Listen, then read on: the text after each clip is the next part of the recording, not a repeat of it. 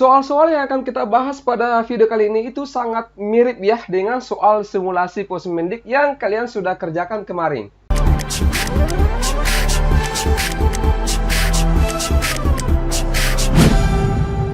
Assalamualaikum warahmatullahi wabarakatuh. Dan semangat pagi adik semua ya, H-11 ya pelaksanaan TKA SMP MTS tahun ini ya. Jadi semoga kalian bertambah makin semangat ya untuk membahas lagi, untuk belajar lagi soal-soal TKA. Untuk lebih mempermantap lagi kemampuan adik semua dalam mengerjakan soal TKA nantinya. Nah, jadi dalam satu ruangan itu ada beberapa paket yang diujikan ya. Jadi kemungkinannya itu angkanya yang berbeda. Cuma biasanya sebagian besar soal-soal yang diujikan dalam satu ruangan itu sama gitu ya. Mungkin ada beberapa yang beda, tapi ya hanya sebagian kecil itu untuk mengurangi potensi adik-adik untuk berbuat curang atau menyantik satu sama lain ya. Tentunya tetap diawasi juga ya. Baik, coba kita bahas mulai dari soal nomor 1. Diperhatikan ya. Sebuah perpustakaan kota baru saja menerima sumbangan besar dari berbagai penerbit. Buku-buku tersebut ini kemudian disusun rapi di rak-rak baru yang berjajar di ruang baca utama. Pada rak pertama ini tercatat ada 120 buku, sedangkan pada rak kedua jumlahnya meningkat menjadi 180 buku. Jumlah buku pada rak berikutnya ini selalu bertambah dengan pola yang sama. Sehingga setiap rak ini memiliki lebih banyak buku dibandingkan rak sebelumnya ya. Jika pola penambahan tersebut terus berlanjut hingga rak ke-8, maka berapakah jumlah buku yang terdapat pada rak ke-6 ya.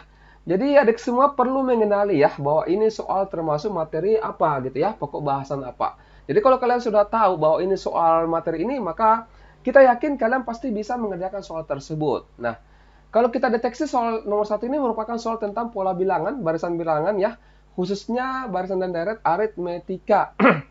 Ya, dari mana kita tahu bahwa dia adalah soal ini merupakan deret aritmetika atau barisan aritmetika? Karena di sini ada kata jumlahnya meningkat, gitu ya. Jumlahnya meningkat itu dengan bertambah pola yang sama. Kalau barisan aritmetika itu kan, ya salah satu cirinya itu bertambah atau mengurang atau berkurang dengan bilangan yang sama. Kalau geometri itu dia mengalikan ya atau membagi dengan bilangan yang sama ya. Dan saya yakin adik semua sudah mahir ya, sudah menguasai materi ini. Coba kita lihat ya. Ini kan pada rak pertama katakanlah U1 gitu ya. Jadi 120 buku. Kemudian pada rak keduanya itu meningkat menjadi 180 buku dan seterusnya gitu ya. Nah, maka berapakah jumlah buku yang terdapat pada rak ke-6? Coba diperhatikan ya. Di soal kalimat terakhir ini sedikit agak mengecoh. Karena di sini dikatakan, jika pola penambahan tersebut terus berlanjut hingga rak ke-8, maka berapakah jumlah buku yang terdapat pada rak ke-6 gitu ya. Ini beda ya. Jangan sampai adik semua langsung cari U8 padahal ini adalah U6.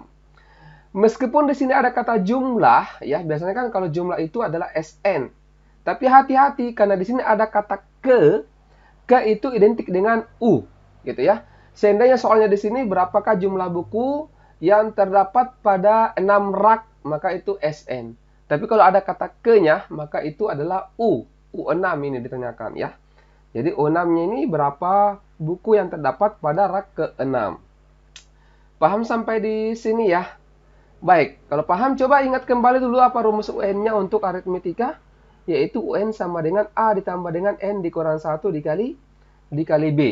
Jadi kalau misalkan U6 berarti A ditambah dengan 6 dikurang 1 dikali B-nya. Nah, sekarang tinggal kita masukkan.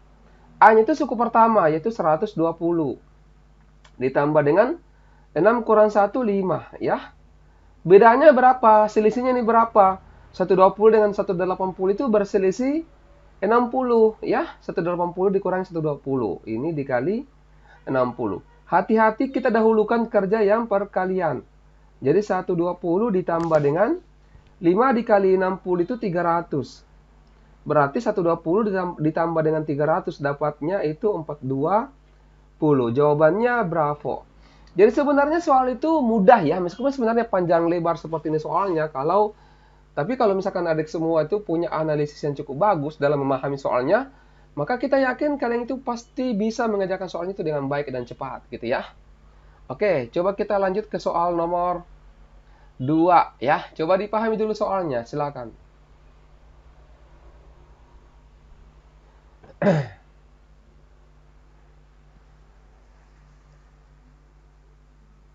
Ya, apa jawabannya di sini? Nah, ini adalah soal termasuk SPLDV ya, karena ada dua variabel yang diketahui, kemudian ada yang dicari yang lainnya lagi ya, itu termasuk soal SPLDV. Ya, kita selalu menyampaikan ya bahwa pemisalan variabelnya itu tidak selalu X dan Y. Bisa kita menggunakan simbol, misalkan di sini K, ini M. Jadi kita buatkan dulu persamaan. Ini kan paket A berisi satu kue dan satu minuman dengan harga 15.000. Satu kue berarti kita tuliskan K ditambah dengan M, 1M ya, 1K tambah 1M, itu sama dengan 15.000. Paham ya sampai di sini?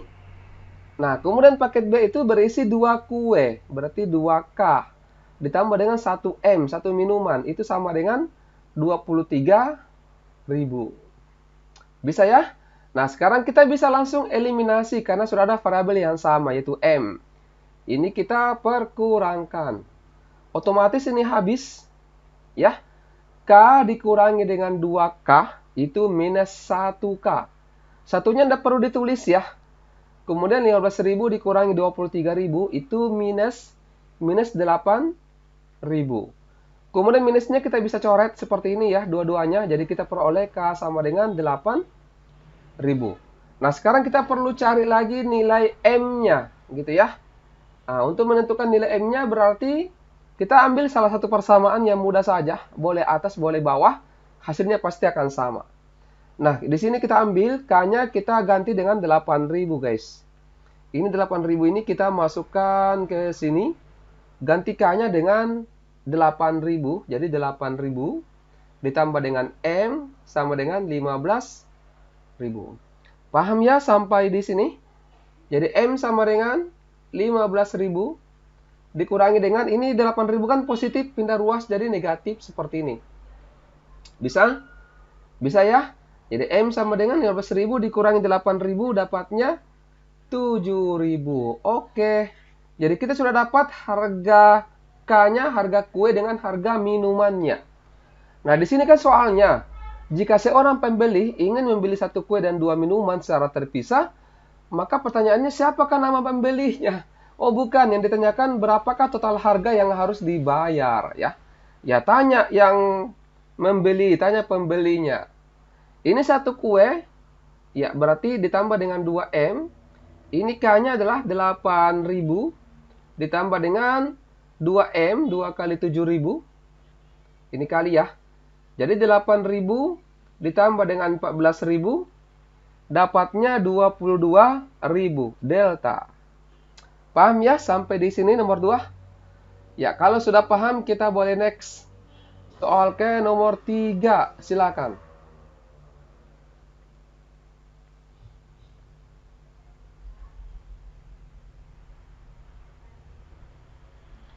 Ya, nomor 3 ini soal tentang fungsi ya. Ini soalnya tentang menentukan nilai fungsi.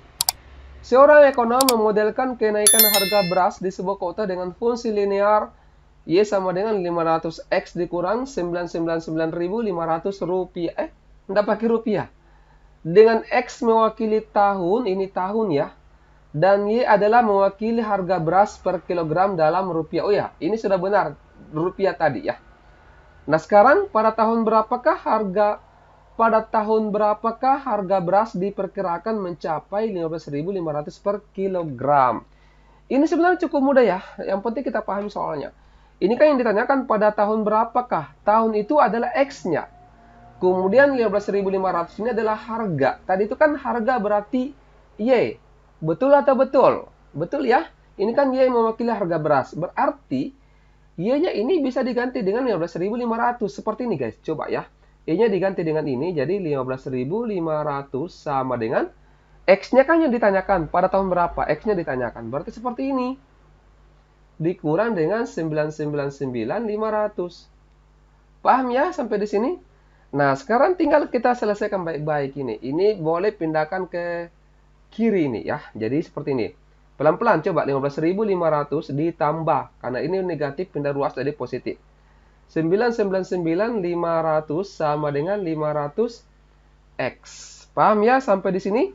Nah, dijumlahkan 15.500 tambah ini. Itu dapatnya 1.015.000 ya. Nanti ada semua cek ulang. Sama dengan 500X. Oke? Nah, nolnya kita bisa coret dulu seperti ini. Jadi yang tinggal adalah X-nya itu sama dengan 10150 dibagi dengan 5. Ya. Ini karena ada nolnya terakhir ya. Berarti kita cari yang ada nolnya terakhir. Nolnya terakhir itu yang ini. Berarti langsung kita kunci Charlie jawabannya. Ya, ini cara siluman. Tapi nanti adik semua tetap bagi ya. Ini cara siluman kalau adik semua terdesak dan habis waktu. Boleh pakai cara seperti itu. Tapi kalau misalkan masih banyak waktu, ya dilakukan pembagian bersusun ya. Ini 10.150 dibagi 5 dapatnya 2030. Bisa paham ya? Nomor 4, silakan.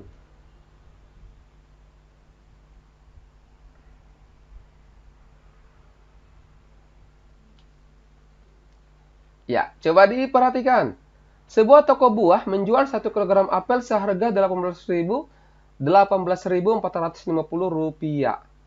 Jika seseorang membeli 14,8 kg apel, maka berapakah perkiraan total harga yang mungkin? Ya, tanya nama pembelinya. Gitu ya. Oke, coba. Ini kan 1 kg apel harganya ini. Tetapi kalau misalkan 14,8, berarti tinggal kita kalikan saja guys dengan ini. Ya, kita kalikan dengan 18.450 dapatnya 273. Ya, 273.600 273.060 rupiah gitu ya. Nah, sekarang kita cek. Kurang dari 280 benar. Lebih besar daripada 250.000 benar juga ya. Dapat diperkirakan dengan 15 kali 18.000. Coba, ini kalau kita kalikan hasilnya itu adalah 270. Ya. Apakah 273 ini bisa diperkirakan ini salah ya? Kalau 273.060 ini dia lebih dekat dengan 275.000.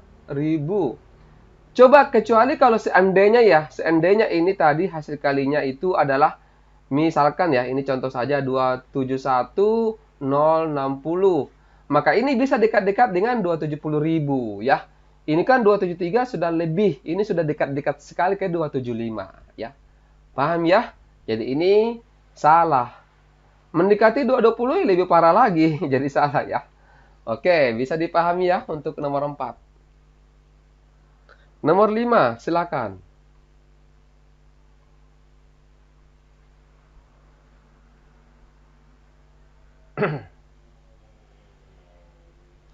Ya, soalnya panjang sekali ya. Ini sebenarnya soal perbandingan yang disetting dengan soal agak panjang sekali untuk mengelabui adik-adik semua, untuk membuat lebih pusing lagi ya.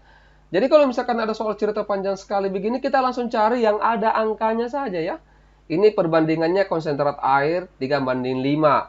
Kemudian 2,5 liter air. Yang ditanyakan adalah volume maksimum cairan pendingin ya, seperti itu ya. Tapi kalau ini masih belajar, kita boleh melatih literasi kita, membaca kita. Ini kan ceritanya sebuah bengkel otomotif membuat cairan pendingin radiator dengan mencampurkan cairan pendingin konsentrat dan air.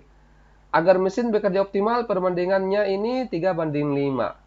Pada suatu hari, bengkel hanya memiliki 2,5 liter air yang dapat digunakan untuk membuat campuran tersebut. Ya, dan seterusnya, dan seterusnya. Jadi caranya itu seperti ini. Ini kan konsentrat, ini air perbandingannya ya. Ini 3, ini 5. Di sini kan airnya tuh cuma 2,5 liter. Kita cari dulu berapa di sini konsentrat. Kita cari ya berapa, 5 kali berapa dapatnya 2,5 ya. Itu 5 dikali 0,5. Berarti ini dikali 0,5 juga. 3 dikali 0,5 dapatnya itu 1,5. Kalau ada yang bingung dari mana ambil 0,5 ya dibagi saja. 2,5 dibagi 5. Bisa, boleh begitu ya. 2,5 bagi 5 itu kan 0,5. Gitu ya. Artinya ini dikali 0,5, maka ini juga dikali 0,5.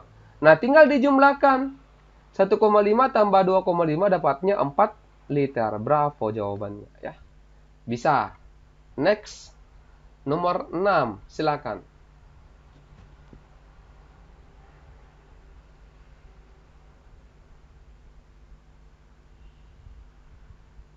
Ya, nomor 6 ini kita jadikan dulu oleh-oleh ya. Nanti di video selanjutnya kemudian kita bahas.